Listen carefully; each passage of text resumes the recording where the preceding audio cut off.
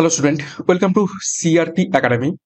CRP academy YouTube চ্যানেলে তোমাদের সকলকে স্বাগত এবং প্রত্যেককে গুড মর্নিং। যদিও গুড কি ব্যাড সেটা ঠিক বলতে পারবো না, কেননা আজকের এই ক্লাসটা শুরু করছি খুবই নিরাশার সাথে এবং আক্ষেপের সাথে।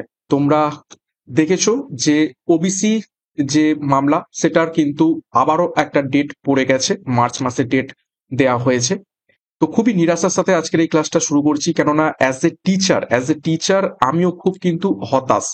তো প্রত্যেকদিন মনে হচ্ছে এবার পরীক্ষা হবে, এবার পরীক্ষা হবে, এবার পরীক্ষার ডেট আসবে, ওবিসি মামলাটা নিষ্পত্তি হবে, একটা পজিটিভ কিছু পাওয়া যাবে।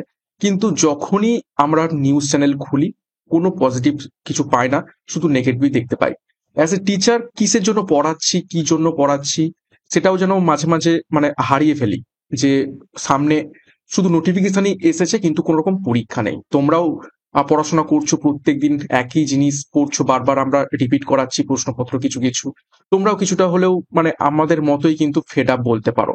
যদি রেগুলার যেভাবে পরীক্ষা হচ্ছিল সেভাবেও যদি পরীক্ষা হতো, তাহলে কিন্তু একটা জোশ থাকতো প্রত্যেকের মধ্যে। ঠিক আছে, কিন্তু খুবই আশায় ছিলাম আমরা যে ওবিসির যে একটা পজিটিভ কিছু রেজাল্ট আসবে, কিন্তু সেই একদম এই মিমটার থেকে ভালো ছবি আমি আজকে আর পেলাম না। এটাই দিলাম, তারিখ পে তারিখ, মানে কোনো একটা মামলা সরাসরি ভাবে কোনোভাবে নিষ্পত্তি হয় না। দিনের পর দিন, ডেটের পর ডেট দেয়া হতে থাকে। ঠিক আছে, আমাদের আইন ব্যবস্থার উপর অবশ্যই ভরসা রয়েছে, কিন্তু এইভাবে চলতে থাকলে সেই ভরসার বাঁধ কিন্তু ধীরে ধীরে শেষ হয়ে যাবে। তো যাই হোক, আমাদের এখন পরীক্ষার যে সিস্টেম বা যে পদ্ধতিগুলো রয়েছে, প্রিলিমিনারি, মেন্স, তারপর মাঠ, এখন শুধু আর এই কটা স্টেপের মধ্যে সীমাবদ্ধ নেই। এখন এই সমস্ত মামলা, ঠিক আছে, মামলার পরে আন্দোলন, পরীক্ষার রেজাল্ট বের করার জন্য আন্দোলন, তার উপর দুর্নীতি, এই সমস্ত কিছুও কিন্তু এই পরীক্ষার পদ্ধতির মধ্যেই ইনক্লুড হয়ে গেছে। এবং এটা আমাদের দুর্ভাগ্যবশত মেনে নিতেই হবে, কিচ্ছু করার নেই। ঠিক আছে, এইভাবেই চলছে আর এইভাবেই হয়তো চলবে, এবং জানি না এর শেষ কোথায় আছে। তো যাই হোক, আশা করছি পরবর্তী যে ডেট দেওয়া হয়েছে সেই ডেটে ওবিসির যে মামলার নিষ্পত্তি হবে এবং তোমাদের জন্য কিছু একটা অন্তত পজিটিভ বা খুশির খবর আনবে। ওকে, এবং এই হতাশা নিরাশার মধ্যেও আমাদের প্রস্তুতি নিতে হবে, কেননা এই যে খারাপ সময়টা আমাদের চলছে, একটু হয়তো বেশি বকছি আজকে ক্লাসটা শুরু করার আগে, কিন্তু কিছু করার নেই, খুবই আমি নিরাশ এবং হতাশ রয়েছি। তো যাই হোক, তো এই যে খারাপ সময়টা চলছে, এই খারাপ সময়টা খুব তাড়াতাড়ি আশা করছি কেটে উঠবে, কেননা অন্ধকার রাত বেশিক্ষণ থাকে না, সূর্য কিন্তু উঠবেই, সেই রকম কিন্তু তোমরাও প্রস্তুত থেকো। এই যে খারাপ সময়টা, অর্থাৎ ওবিসি মামলার যে ডেটের পর ডেট পড়ছে, এটা যদি একবার উঠে যায়, কেননা তোমরা প্রত্যেকে ভালো করেই মনে মনে জানো পরের বছর 2026 সাল ভোট রয়েছে, এবং ভোট জিনিসটা তোমরা খুবই ভালোভাবে জানো। যে বছর করে ভোট থাকে সেই বছর এবং তার আগের বছর হুড়োহুড়ি পড়ে যায় পরীক্ষার। এবং তোমরা জানো ডাব্লিউপিপিএসসি সহ পুলিশ পরীক্ষারও প্রচুর ভ্যাকেন্সি রয়েছে, শুধুমাত্র এই ওবিসির জন্যই পরীক্ষার যে স্টেপগুলো বা পদ্ধতিগুলো সেগুলো এগোনো যাচ্ছে না। একবার এই পদ্ধতি মানে এই যে ওবিসির কেসটা নিষ্পত্তি হবে, তোমরা নিজেরাই নিঃশ্বাস ফেলতে পারবে না। একের পর এক কিন্তু পরীক্ষাগুলো আসতে থাকবে। তো এই হতাশার এই কালো সময়টাই সময় নষ্ট করবে না। ঠিক আছে, সময় নষ্ট করবে না, বরং এটাকে একটা পজিটিভ দিক হিসেবে ভাবো, যে আমি এক্সট্রা কিছু টাইম পেয়ে যাচ্ছি আমাকে প্রস্তুত করার। ঠিক আছে, আমাকে যখন পরীক্ষার প্রশ্ন দেয়া হবে আমি যেন একদম রেডি থাকি। এই যে সময়টা নষ্ট হয়েছে, এই সময়টা কিন্তু বা নষ্ট হচ্ছে, এই সময়টা কিন্তু ইউটিলাইজ করো। ঠিক আছে, একদম টাইম ওয়েস্ট করো না। প্রত্যেক দিন আমরা কিন্তু দেখো একঘেয়েমি ভাবে ক্লাস করছি বটে, কিন্তু এই একঘেয়েমিটাকে একদম একঘেয়েমি হিসাবে দেখবে না, এটাকে নেগেটিভ না ভেবে পজিটিভ ভাবো। ওকে, তো আর বেশি কথা বাড়াবো না, আমরা কলকাতা পুলিশ কনস্টেবল প্রিলি পরীক্ষা 2025-কে লক্ষ্য করে প্রস্তুতি নিচ্ছি। তো যেভাবে প্রস্তুতি নিচ্ছি সেইভাবেই প্রস্তুতি নেব। আপকামিং পরীক্ষার জন্য সকাল 7টা থেকে 40টা করে প্রশ্নোত্তর প্র্যাকটিস করছি, সাথে এক্সট্রা নোটস রাখছি। আজকে আমরা 17 নম্বর প্র্যাকটিস সেট করবো, জিকে প্র্যাকটিস সেটের। এবং এই সমস্ত প্রশ্নপত্র শুধুমাত্র পুলিশ পরীক্ষার জন্য ইম্পর্টেন্ট এরকমটা একদমই ভাবার কোনো রকম কারণ নেই। আপকামিং ডাব্লিউবিপিএসসির ক্লার্কশিপ, মিসলেনিয়াস, ডাব্লিউবিসিএস, রেলওয়ে যে সমস্ত পরীক্ষা রয়েছে, সমস্ত পরীক্ষার জন্য ইম্পর্টেন্ট। জিকেই হয়, প্রত্যেকটা পরীক্ষাতেই জিকে আসে, দেখবে যেগুলো পরীক্ষার প্রশ্নপত্র তুলে নেবে দেখবে একই ধরনেরই প্রশ্ন এসে থাকে। তো যাই হোক, নতুন হয়ে থাকলে অবশ্যই আমাদের চ্যানেলটিকে সাবস্ক্রাইব করে নাও, পাশের বেল আইকনটা প্রেস করে রাখো এবং টেলিগ্রামে যুক্ত হয়ে যাও। তো গত ক্লাসে দুখানা হোমওয়ার্ক ছিল, সেই হোমওয়ার্কের উত্তর দুটো প্রথমে আমরা দেখব। দেখো, প্রথম যে প্রশ্ন ছিল, কিসের অভাবে গরুর দেহে মিল্ক ফিভার হয়? ওকে, তো সঠিক উত্তর কি হয়ে যাবে? Option B, calcium. নেক্সট হোমওয়ার্কের প্রশ্ন ছিল, হরিসেন কার সভাকবি ছিলেন? তো এটার সঠিক উত্তর হয়ে যাবে হরিসেন, অপশন বি, সমুদ্রগুপ্তের সভাকবি ছিলেন। ওকে, তো এই ছিল গত ক্লাসের দুখানা হোমওয়ার্ক, এবং প্রত্যেকটা ক্লাসে দুটো করে হোমওয়ার্ক রাখছি, যদিও আজকের ক্লাসে কোনো রকম হোমওয়ার্ক আমি রাখিনি। তো যাই হোক, আজকের ক্লাসে যে এবার গুরুত্বপূর্ণ 40টি প্রশ্ন তো সেগুলো এক এক করে দেখে নেব। দেখো, প্রথম প্রশ্ন কারেন্ট অ্যাফেয়ার্স উপর থেকে, নতুন দিল্লিতে আদি মহোৎসব 2025-এর উদ্বোধন করেছেন নিচের কোন ব্যক্তি? প্রত্যেকটা প্রশ্ন চলাকালীন চেষ্টা করো নিজেরাই সঠিক উত্তরগুলো করার, আমার উত্তরের সাথে মেলাতে থাকবে, তোমাদের উত্তরগুলো মিলছে কি, প্র্যাকটিসটা হয়ে যাবে। তো নতুন দিল্লিতে আদি মহোৎসব 2025-এর উদ্বোধন করেছেন অপশন বি, রাষ্ট্রপতি দ্রৌপদী মুর্মু। 2 নম্বর প্রশ্ন, ভারত কোন দেশের সাথে ধর্ম গাড়িয়ান নামে যৌথ সেনা মহড়ার 6ষ্ঠ সংস্করণ পরিচালনা করবে? ধর্ম গাড়িয়ান নামে যৌথ সেনা মহড়া 6ষ্ঠ সংস্করণ পরিচালনা করতে চলেছে নিজের কোন দেশের সাথে? এটাকে স্টার মার্ক করবে। সঠিক উত্তর হবে অপশন সি, জাপান। 3 নম্বর প্রশ্ন দেখো, ভারতের 26তম মুখ্য নির্বাচন কমিশনার হিসেবে কে নিযুক্ত হয়েছেন? এটাকে ভিভিআই করবে। আপকামিং পরীক্ষাতে ভেবে নাও এই প্রশ্নটা আসতে চলেছে। সঠিক উত্তর হবে অপশন ডি, জ্ঞানেশ কুমার। এবং ঘুরিয়ে প্রশ্ন আসতে পারে যে বলে দেবে হয়তো জ্ঞানেশ কুমার ভারতের বর্তমান কততম নির্বাচন কমিশনার, মুখ্য নির্বাচন কমিশনার? তখন সঠিক উত্তর হয়ে যাবে 26তম। নেক্সট দেখো 4 নম্বর প্রশ্ন, দেখো, জার্মান ওয়াচ দ্বারা প্রকাশিত ক্লাইমেট রিস্ক ইন্ডেক্স অর্থাৎ CRI 2025-এ ভারতের স্থান কততম?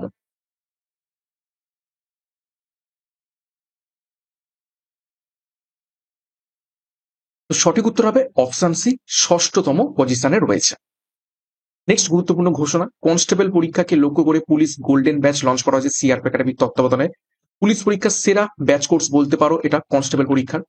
প্রিলি এবং মেন্স দুটো পরীক্ষারই প্রস্তুতি একত্রিতে পাবে, একদম পরীক্ষার সিলেবাস এবং এক্সাম প্যাটার্ন অনুযায়ী প্রত্যেকটা বিষয়ের প্রত্যেকটা অধ্যায় ধরে ধরে ডেসক্রিপটিভ প্যাটার্নে থিওরি এবং এমসিকিউর মাধ্যমে ক্লাস পাবে। সাথে সাব ইন্সপেক্টর পরীক্ষাকে লক্ষ্য করে ডবল স্টার খাকি ব্যাচ 2025 লঞ্চ করা হয়েছে, এখানেও তোমরা প্রিলি এবং মেন্সের প্রস্তুতি একসাথে পাবে পরীক্ষার সিলেবাস, এক্সাম প্যাটার্ন, বিষয় এবং অধ্যায়ভিত্তিক থিওরি এবং প্রশ্নোত্তরের মাধ্যমে। সাথে প্র্যাকটিস ব্যাচ 80টা প্র্যাকটিস সেট পেয়ে যাবে, এবং রেলওয়ে পরীক্ষাকে লক্ষ্য করে Vande Bharat express batch, NTPC, railway group D এবং আরটি পরীক্ষার জন্য। তো যোগাযোগ করো 9647553612 নাম্বারে। পরীক্ষার সেরা প্রস্তুতি, সঠিক গাইডেন্স এবং স্টাডি মেটেরিয়ালের মাধ্যমে নেওয়ার জন্য এখনই যুক্ত হয়ে যাও, বিস্তারিত ডিসক্রিপশন বক্সে পেয়ে যাবে। নেক্সট 5 নম্বর প্রশ্ন, মানুষের রক্তে অক্সিজেনের বাহক নিচের কোনটি? একদম ইজি প্রশ্ন, সকলেই পারবে উত্তরটা, করে ফেলো।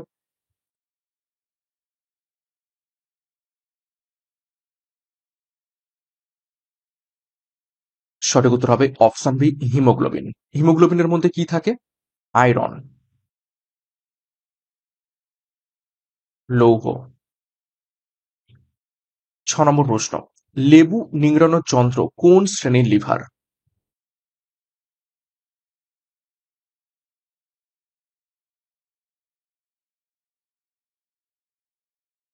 পাশে ছবিটাও রয়েছে, দেখে উত্তর করতে পারবে। তো লেবু নিংড়ানোর যন্ত্র সঠিক উত্তর হবে অপশন বি, দ্বিতীয় শ্রেণীর লিভার। তোমরা দেখবে লেবু যেভাবে নিংড়োই, তোমরা হয়তো জিনিসটাকে দেখে থাকবে, দেখবে এইরকম একটা গর্ত করা থাকে, এইদিকে আটকানো থাকে, আর এইখানটা সার দেওয়ার জন্য, আর এখানে হচ্ছে লেবুটা আমরা দিয়ে থাকি, দিয়ে এটাকে চাপ দিলেই হচ্ছে কি হয়ে যায়, লেবুটা নিংড়ে এখান থেকে ফুটো ফুটো করা থাকে, লেবুর রসটা বেরিয়ে আসে। তো এইদিকে দেখো সি অর্থাৎ আলম্ব, মাঝখানে কি দিচ্ছি আমরা? লেবু দিচ্ছি, অর্থাৎ ভার দিচ্ছি, আর এদিকে ফোর্স দিচ্ছি, চাপ দিচ্ছি, তার মানে কি দ্বিতীয় শ্রেণীর লিভার। ছবিটার সাথে একদম ম্যাচ করে গেছে। দেখো উদাহরণ আর কি কি রয়েছে, জাঁতি, ছিপি খোলার চাবি, নৌকার দাঁড় ইত্যাদি সবই দ্বিতীয় শ্রেণীর লিভার। 7 নম্বর প্রশ্ন, কুঁড়ি থেকে ফুল ফোটা কি ধরনের চলন?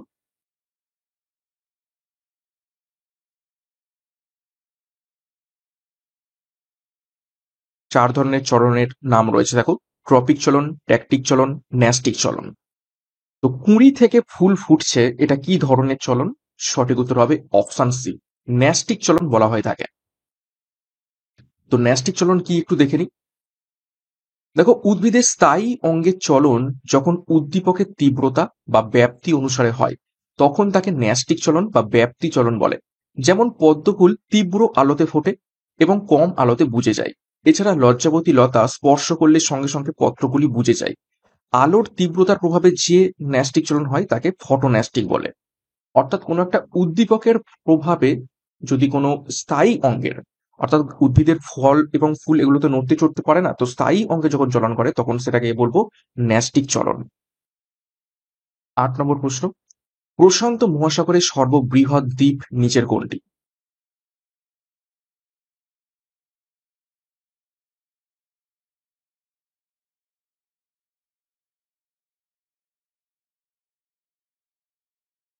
সঠিক উত্তর হবে অপশন সি, নিউগিনি আইল্যান্ডটি প্রশান্ত মহাসাগরে সর্ববৃহৎ দ্বীপ। 9 নম্বর প্রশ্ন, কলকাতা বিশ্ববিদ্যালয় কোন স্থলে স্থাপিত হয়? ভারতের প্রাচীনতম বিশ্ববিদ্যালয় এটা বলতে পারো। কলকাতা বিশ্ববিদ্যালয় কোন সালে স্থাপিত হয়েছিল?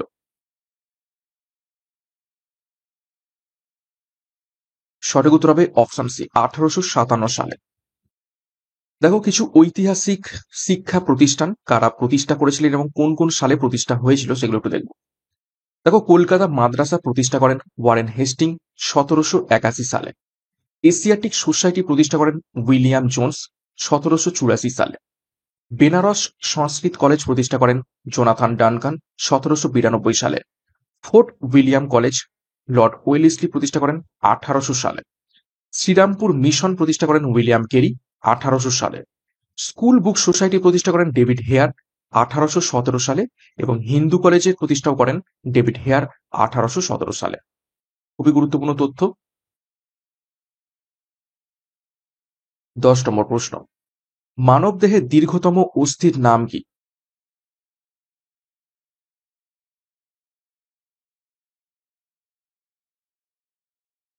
এর উত্তর পারবে। সঠিক উত্তর হবে অপশন এ, ফিমার। এটি হবে মানবদেহের দীর্ঘতম অস্থির নাম। আর স্টেপিস, এটি হচ্ছে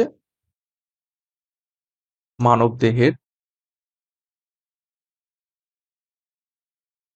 ক্ষুদ্রতম অস্থি।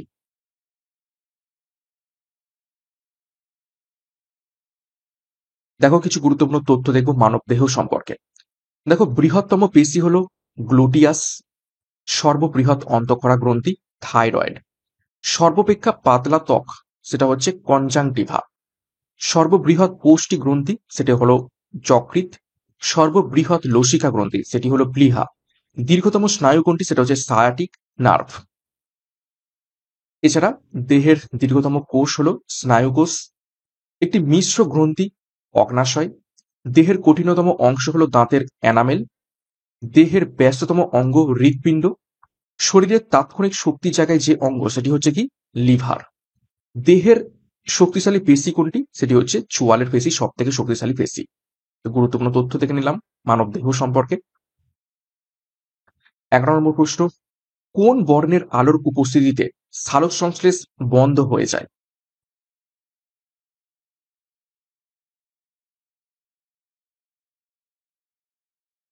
চারটি বর্ণের নাম রয়েছে। সঠিক উত্তর হবে অপশন বি, নীল। নীল বর্ণের আলোর উপস্থিতিতে সালোক সংশ্লেষ বন্ধ হয়ে যায়। আর লাল এবং বেগুনি বর্ণের আলোতে সালোক সংশ্লেষ সব থেকে বেশি ভালো হয়। 12 নম্বর প্রশ্ন, আন্তর্জাতিক নারী দিবস কোন দিন পালন করা হয়ে থাকে? খুবই গুরুত্বপূর্ণ প্রশ্ন।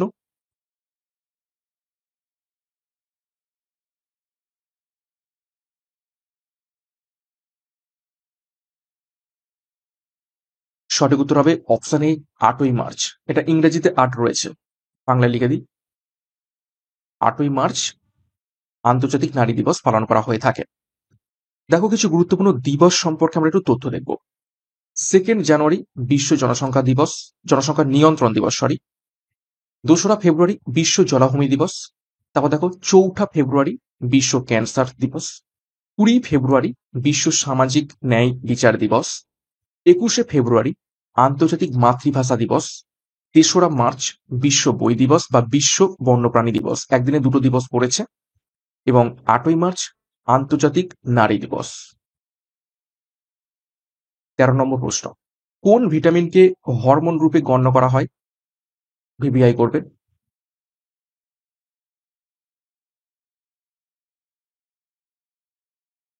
আজকে ক্লাসে সায়েন্স থেকে বেশ ভালো ভালো প্রশ্ন উত্তর রয়েছে।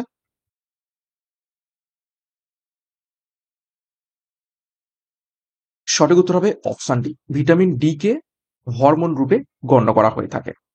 ওকে, দেখো কোন ভিটামিনের অভাবে কি কি রোগ হয় একটু আমরা তথ্য দেখে নেব।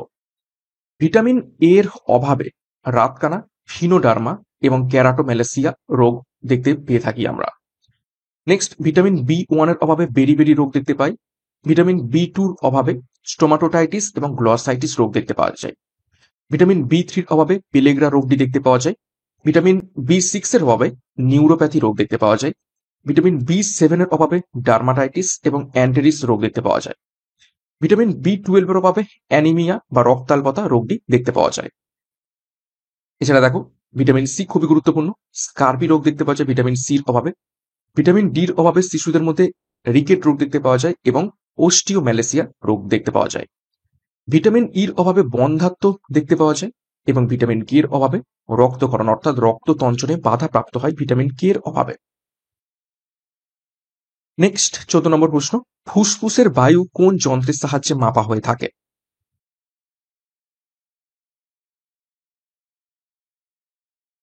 অর্থাৎ ফুসফুসের যে ক্যাপাসিটি কত রয়েছে, কত পরিমাণ বাতাস নিতে পারবে একটা ফুসফুস, সেটা কোন যন্ত্রের সাহায্যে মাপা হয়ে থাকে? সঠিক উত্তর হবে অপশানে স্পাইরোমিটার।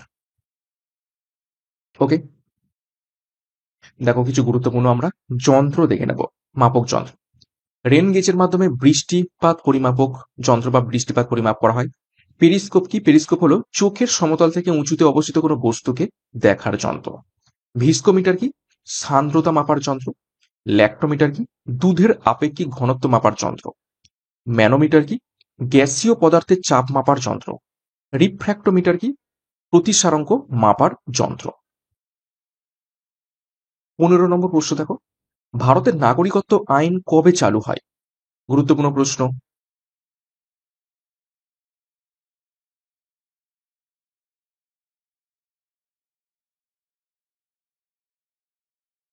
সঠিক উত্তর হবে, মিলিয়ে নাও অপশন বি, 1955 সালে ভারতের নাগরিকত্ব আইন চালু হয়। 16 নম্বর প্রশ্ন, কোন শিল্পকে উদীয়মান শিল্প বলা হয়ে থাকে?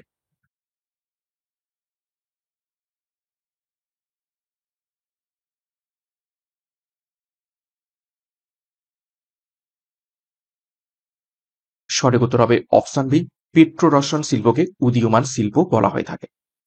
17 নম্বর প্রশ্ন, জাতীয় এইডস গবেষণা কেন্দ্রটি কোথায় অবস্থিত রয়েছে?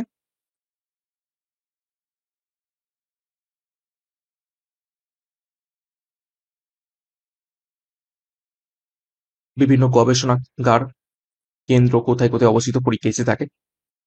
তো সঠিক উত্তর হবে অপশন এ, পুনেতে অবস্থিত রয়েছে জাতীয় এইডস গবেষণা কেন্দ্র। তো দেখো কিছু গুরুত্বপূর্ণ গবেষণাগার সম্পর্কে তথ্য দেখে নেব, কোথায় কোথায় অবস্থিত।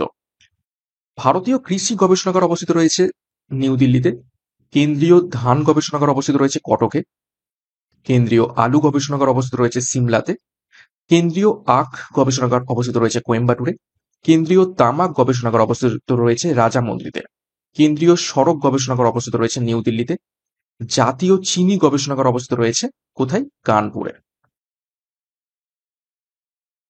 18 নম্বর প্রশ্ন, অ্যাসেজ কথাটি কোন খেলার সাথে যুক্ত রয়েছে?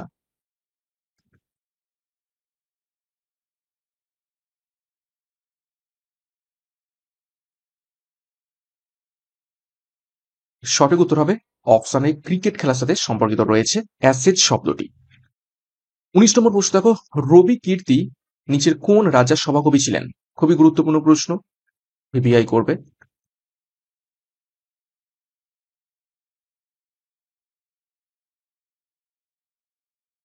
সঠিক উত্তর হবে অপশন সি, দ্বিতীয় পুলকেশী। এখান থেকে প্রশ্ন আসে যে রবিকীর্তি কি লিখেছিলেন? রবিকীর্তি কি লিখেছিলেন দেখে নাও। আইহোল প্রশস্তি বা আইহোল শিলালিপি। আইহোল শিলালিপি এই দ্বিতীয় পুলকেশীর সম্মানে তিনি লিখেছিলেন। দেখো কিছু গুরুত্বপূর্ণ সম্রাটগণ এবং তাদের কারা সভাকবি ছিলেন একটু দেখে নেব। সমুদ্রগুপ্তের সভাকবি ছিলেন হরিসেন। দ্বিতীয় চন্দ্রগুপ্ত বা বিক্রমাদিত্যের সভাকবি ছিলেন কালিদাস। দ্বিতীয় পুলকেশী সভাকবি ছিলেন রবিকীর্তি। হর্ষবর্ধনের সভাকবি ছিলেন বাণভট্ট। কনিষ্কের সভাকবি ছিলেন নাগার্জুন এবং অশ্বঘোষ। আকবরের সভাকবি ছিলেন আবুল ফজল এবং আলাউদ্দিন খিলজির সভাকবি ছিলেন আমির খসরু। এটা কি দেখলাম? সভাকবি সমূহ। 20 নম্বর প্রশ্ন, রোভার্স কাপ কোন খেলার সাথে যুক্ত রয়েছে?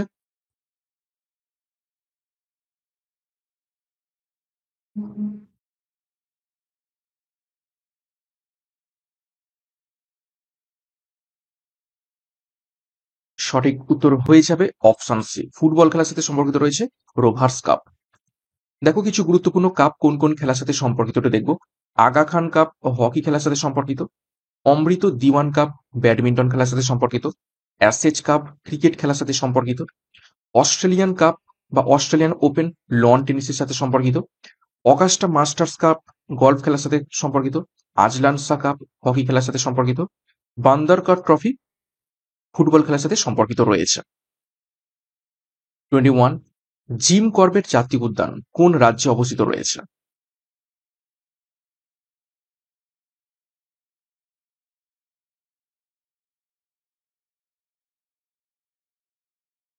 সঠিক উত্তর হবে অপশন সি, উত্তরাখণ্ডে অবস্থিত রয়েছে। জিম করবেট জাতীয় উদ্যানের বর্তমান নাম কি? নাম পরিবর্তন হয়েছে।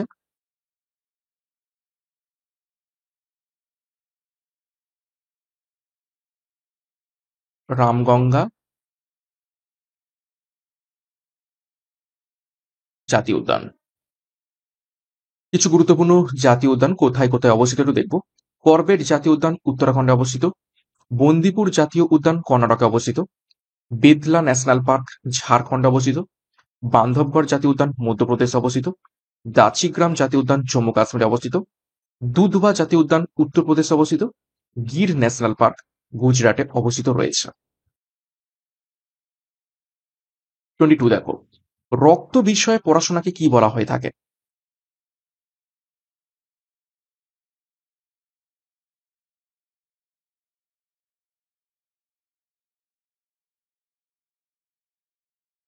সঠিক উত্তর হবে অপশন সি, হেমাটোলজি বলা হয়ে থাকে রক্ত বিষয়ক পড়াশোনাকে। কিছু গুরুত্বপূর্ণ বিদ্যা সম্পর্কে তথ্য দেখব। দেখো মাইকোলজি হলো ছত্রাক সম্পর্কিত বিদ্যা। ভাইরোলজি হলো ভাইরাস সম্পর্কিত বিদ্যা। অঙ্কোলজি হলো ক্যান্সার সংক্রান্ত বিদ্যা। পমোলজি হলো ফল সংক্রান্ত বিদ্যা। অর্নিথোলজি হলো পাখি সংক্রান্ত বিদ্যা। পিডোলজি হলো মৃত্তিকা সম্পর্কিত বিদ্যা। জিওলজি হলো পৃথিবী সম্পর্কিত বিদ্যা। 23, তামাশা নামক লোকনৃত্য কোন রাজ্যে দেখতে পাওয়া যায়?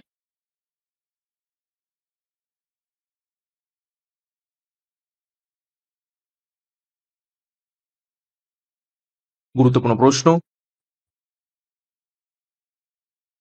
সঠিক উত্তর হবে অপশন এ, মহারাষ্ট্রে দেখতে পাওয়া যায় তামাশা নামক লোকনৃত্যটি।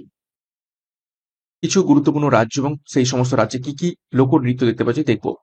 বিহারে কাঠপুতলি, বিদেশিয়া, জটাজটিল, লাগুই, নাচেরি, কর্মা, ঝিঝিয়া, নাটনা, জাতাজটিন এই ধরনের নৃত্য দেখতে পাওয়া যায়। উত্তরপ্রদেশে নটাঙ্কি, আহির, থালি, কাজরি, থোড়া, চাপেলি, রাসলীলা, চারকুলা, সোয়াং, নাকালা, কত্থক নৃত্য দেখতে পাওয়া যায়।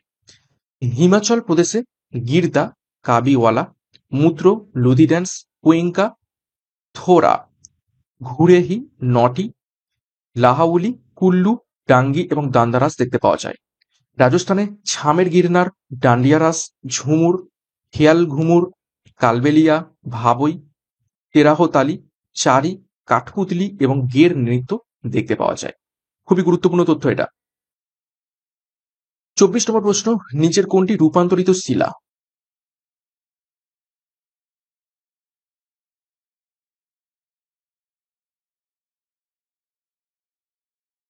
সঠিক উত্তর হবে অপশানে মার্বেল। মার্বেল হলো এক ধরনের রূপান্তরিত শিলা। 25, জ্ঞানপীঠ পুরস্কার দেয়া হয় কোন বিষয়ে?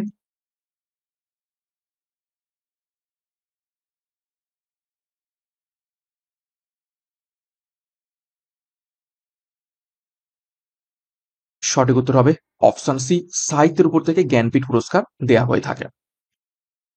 কিছু গুরুত্বপূর্ণ পুরস্কার কোন কোন ক্ষেত্রে এবং কোন কোন সাল থেকে দেওয়া শুরু হয়েছে একটু দেখব। নোবেল পুরস্কার দেওয়া হয় পদার্থবিদ্যা, রসায়ন, চিকিৎসা এবং সাহিত্যে 1901 সাল থেকে দেওয়া হয়। পরবর্তীকালে অর্থনীতিতে নোবেল দেওয়া শুরু হয় 1969 সাল থেকে। অস্কার পুরস্কার দেওয়া হয় চলচ্চিত্রের উপর 1929 সাল থেকে। ম্যান বুকার পুরস্কার দেওয়া হয় সাহিত্যের উপর থেকে 1969 সাল থেকে। পুলিৎজার পুরস্কার দেওয়া শুরু হয় 1917 থেকে সাংবাদিকতার উপর থেকে। গ্র্যামি পুরস্কার দেওয়া হয় সঙ্গীতের উপর 1959 সাল থেকে। রামন ম্যাগসেসে পুরস্কার দেওয়া হয় জনসেবা, সমাজসেবা, সাংবাদিকতার উপর থেকে 1958 সাল থেকে। 26, গামা রশ্মি কে আবিষ্কার করেন?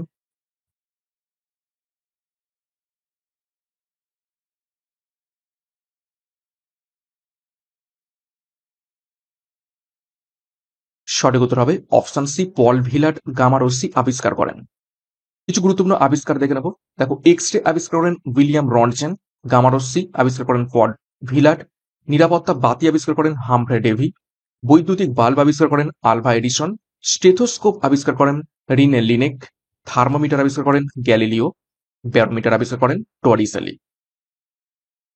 27, আন্তর্জাতিক অলিম্পিক কমিটির সদর দপ্তর কোথায় অবস্থিত রয়েছে?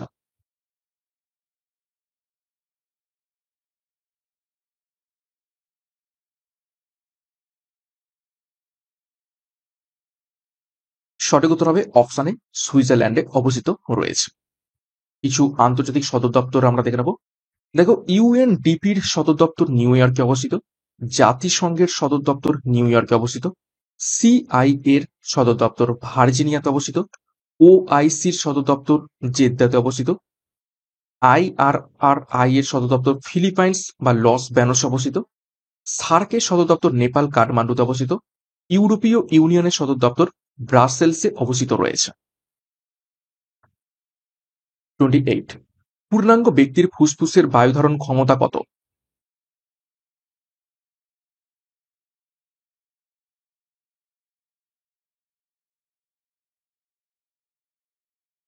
সঠিক উত্তর হবে অপশন সি, 6 লিটার।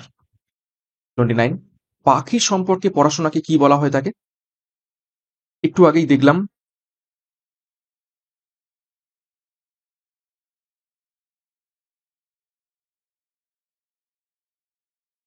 সঠিক উত্তর হবে অপশন এ, অর্নিথোলজি। 30 নম্বর প্রশ্ন, অণুচক্রিকার প্রধান কাজ কি?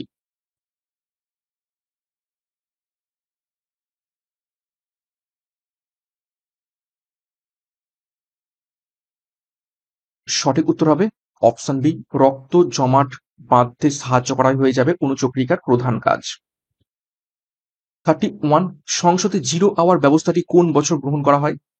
এই প্রশ্ন কিন্তু আমি অলরেডি করিয়েছি।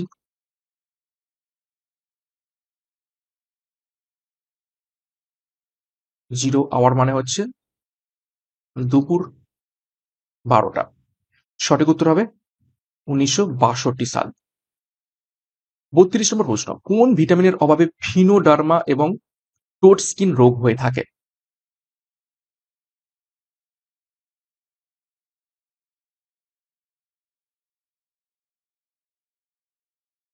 সঠিক উত্তর হবে অপশানে ভিটামিন এ। ভিটামিন এর অভাবে আরেকটা রোগ হয়, সেটা হচ্ছে কি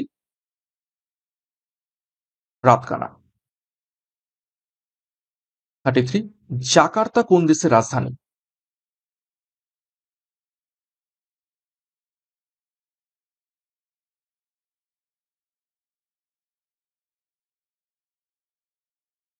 সঠিক উত্তর অপশন এ, ইন্দোনেশিয়ার রাজধানী জাকার্তা। 34, বিশ্ব স্বাস্থ্য দিবস কবে পালন করা হয়ে থাকে? খুবই গুরুত্বপূর্ণ প্রশ্ন।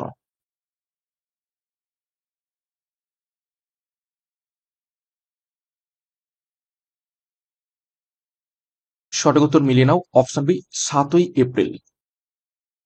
35, তালচের তাপবিদ্যুৎ কেন্দ্রটি কোন রাজ্যে অবস্থিত?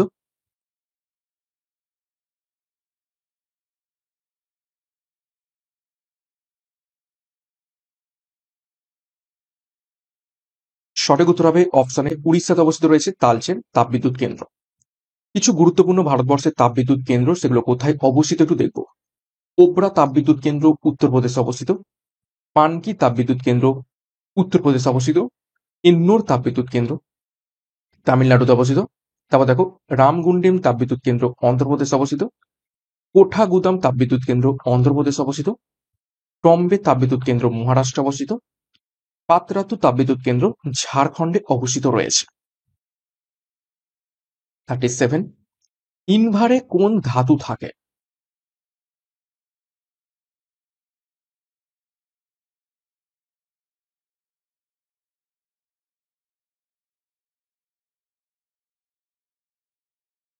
তো সঠিক উত্তর হবে অপশন বি, লোহা এবং নিকেলের মিশ্রণে ইনভার তৈরি হয়ে থাকে। লোহা অর্থাৎ আয়রন আর নিকেল Fe+Na। দেখো, কিছু গুরুত্বপূর্ণ ধাতু সংকর আমরা দেখে নেব। পিতল তৈরি হয় তামা এবং দস্তার মিশ্রণে। ব্রোঞ্জ তৈরি হয়ে থাকে তামা এবং টিনের মিশ্রণে। জার্মান সিলভার পাওয়া যায় তামা, দস্তা, নিকেলের মিশ্রণে। স্টিল পাওয়া যায় লোহা এবং কার্বনের মিশ্রণে। ইনভার পাওয়া যায় লোহা এবং নিকেলের মিশ্রণে। রাংঝাল হলো সীসা এবং টিনের মিশ্রণ। এবং রোল্ড গোল্ড হলো তামা এবং অ্যালুমিনিয়ামের মিশ্রণ। 37, দেখো, লোকসভার স্পিকারের ভোটকে কি বলা হয়ে থাকে? সাধারণত লোকসভার স্পিকার ভোট দেন না, কিন্তু যখন পক্ষে এবং বিপক্ষের ভোট সমান হয়ে যায় তখন লোকসভার স্পিকারের ভোটটা দিতে পারেন, এবং কাউকে কোনো একটা পক্ষকে তো জিতাতে হবে। তো সঠিক উত্তর হবে অপশনে, সেটাকে বলা থাকে কাস্টিং ভোট। 38, ভারতে আয়কর চালু হয় কত সালে?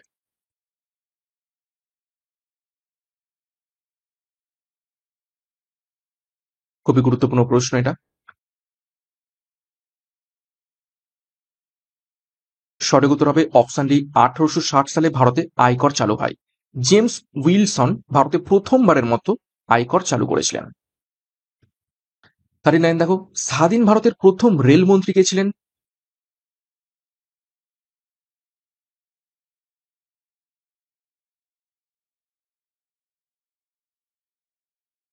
সঠিক উত্তর হবে, দেখে নাও, অপশন ডি, জন মাথাই। 40 নম্বর প্রশ্ন এবং আজ ক্লাসের শেষ প্রশ্ন। দেখো, পেরিয়ার নামে নিচের কোন ব্যক্তি পরিচিত ছিলেন?